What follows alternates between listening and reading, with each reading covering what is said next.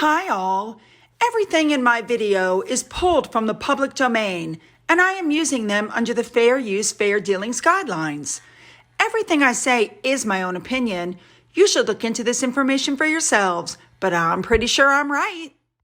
Good morning, everybody. All right, we're starting off this morning with a picture that was sent to me by, I hope I'm saying this right, Ferosagy. I hope I'm saying this correctly. It's in a town called Lewis, and this is Anne of Cleves' house, one of the wives of Henry VIII. All right, we have all new stories to jump into, so let's just get there, shall we? Let's go. Starting off, my follower Kelly Jean pointed out that her child has been watching a show on PBS called Xavier Riddle and the Secret Museum for a couple of years, and it's all about a child that goes back in time to meet historical figures. So yeah, losing the pearl isn't that big of a deal. Spot on comment. First story we're really going to look at today is this one that basically said that Harry and Meghan can't bring the Netflix crew if they go back to the UK for the Queen's Platinum Jubilee. Obviously, we are yet to know if they're actually going to go. My gut is going to say I'm split down the middle. On the one half, now that Thomas Markle is going, they're not going to want to go. On the other half, this is a big thing for the royal family, and there's just no way that they're going to want to miss it. They need those ties. At the bottom of these articles, there are comments from people. And here are just some of the comments that were put up. One person wrote, "I'm fed up of seeing these two in the media day in and day out as far as I'm concerned." Somebody else said she was never more, meaning Meghan, she was never more than a brief embarrassment to our queen and country. And somebody else pointed out that the wheels are falling off the bandwagons. Good point. Now, this article really kind of caught my attention because it basically shows that, yes, she's jumping on every bandwagon. Before she met Harry, her career, she was on some sort of cable show that most people in the United States, at least, had never heard of.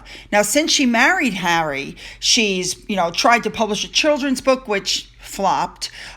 She tried to stick her nose into politics, which didn't really go well. And so Meghan doesn't have a brand. It's vaccinations. It's Ukraine. It's women's right. It's my 40th birthday. It's the mentoring scheme. But nothing she's really put herself to has gone off. And I have to say, I agree. I think that she just jumps from bandwagon to bandwagon, whatever gets her out in the press. She doesn't finish anything, you know what I mean? All right, moving on.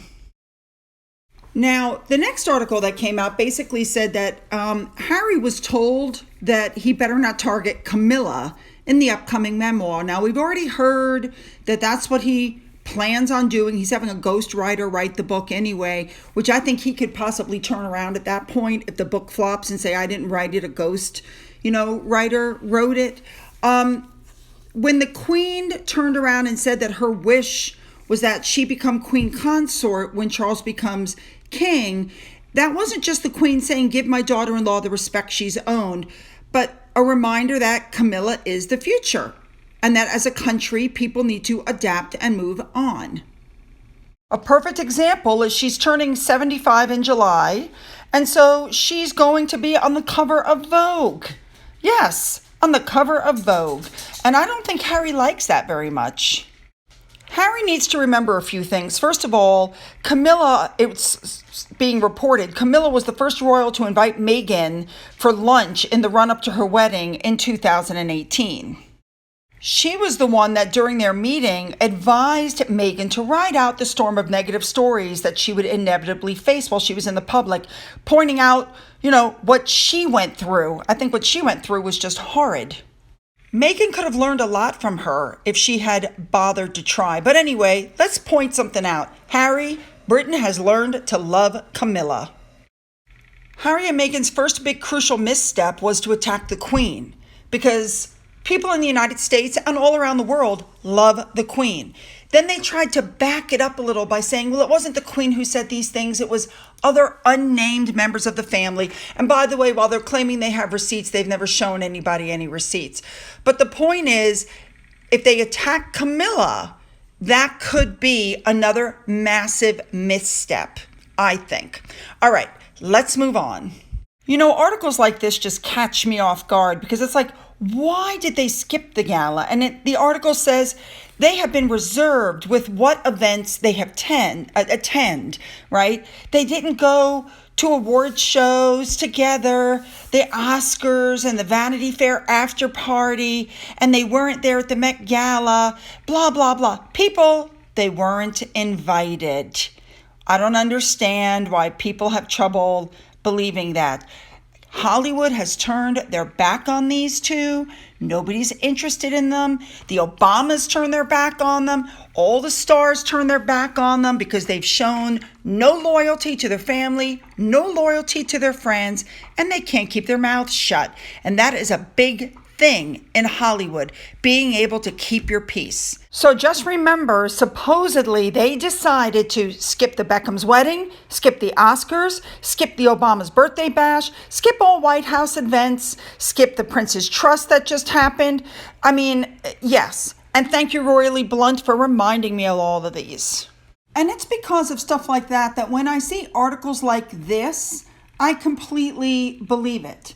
Because when Harry and Meghan went to Hollywood, they were hoping to join the elite, and instead, they're on the outs with Hollywood. They've been missing all the West Coast parties because they're social outcasts. That's all there is to it. So now, Meghan's like, oh, well, we can move to New York. But they're in for another rude awakening even if they move to New York, because there is no tolerance for divas and brats in most Manhattan circles. So, yeah, if they think that moving is going to help, they are very mistaken. All right, let's move on to some of the bigger stories for today. One of the new things that's come out is a new book claims that Meghan was mystified when thousands of people turned out to see her while she was in Australia, and she hated every second of the visit. According to this book by Tina Brown, she claims that Meghan felt the visit was pointless. Right, pointless. So instead of being excited and grateful that thousands of people showed up to see her, she was like, I don't understand why things are being done this way. What's the point of this? I don't get it. And somebody claimed that Meghan could not grasp the role she was doing, and that she instead went to raise awareness for the issues that she wanted to spotlight and was not acting royal. She actually said to the team, what are these people doing here? This is ridiculous.